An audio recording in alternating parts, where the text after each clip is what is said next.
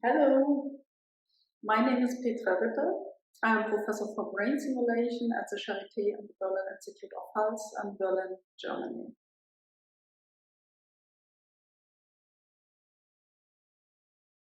On November 9th, 1989, I was a teenager, and after school I went with my dad to the border crossing Sonnenallee.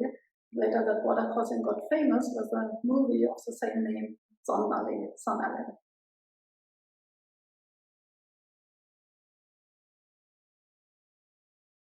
I wanted to become a physician, and this is what I am now.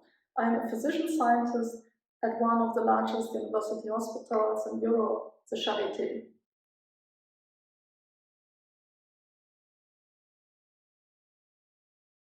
I'm building a brain simulation platform, the virtual brain, and I do this work with my colleagues from Toronto, from Marseille, with the European Human Brain Project. The wall that we are breaking is a technology barrier. We are opening the way for completely new technologies in the health sector.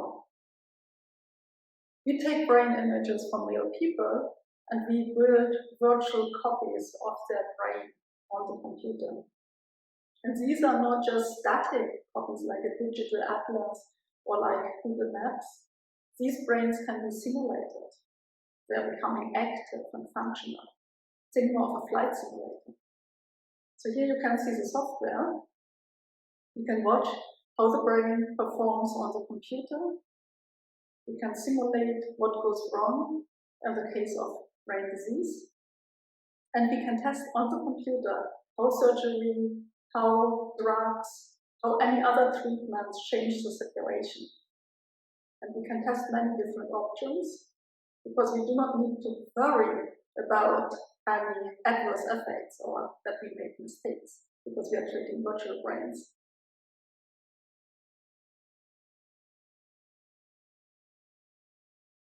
Integrating complex brain data through simulation and using this method to generate novel insights. This makes my research innovative. The enormous number of interacting nerve cells in the brain makes it really very difficult, if not impossible, to make any predictions. So here you see, for example, the repertoire of a pair of inhibitory and exciting nerve cells, and how this repertoire of behaviors depends on how active the rest of the brain is. The many arrows indicate the many different possibilities the system has. And if such a complex system sits near a critical point, then a small kick can move the system in a novel state. And this can lead to adaptation, but also to failure and disease.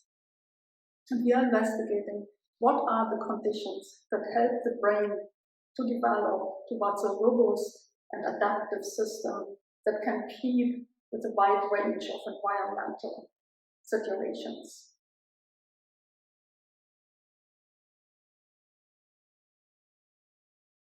The patient with epilepsy who undergoes surgery with the help of the virtual brain will benefit, but there are other aspects. Our software has many different languages: Arabic, Hebrew, English, German, Polish. So we are working together on an international scale. And we can take benefit from the brain research for societal challenges like pandemics and climate change. So here we see our two cells again.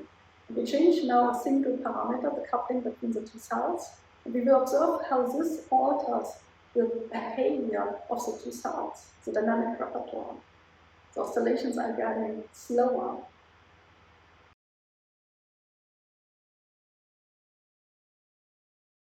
Can we ever understand the complex rules that make up our brains? I cannot tell you, I don't have the answer, but as long as I can contribute to the building of innovative applications that are useful, I am happy.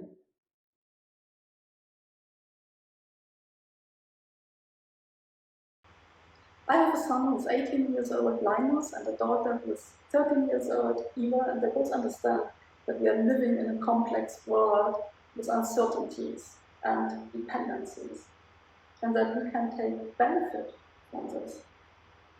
For example, if my daughter wants something really badly, and she doesn't get it right now, she will find a way to get it in the long term. And this is time-scale separation.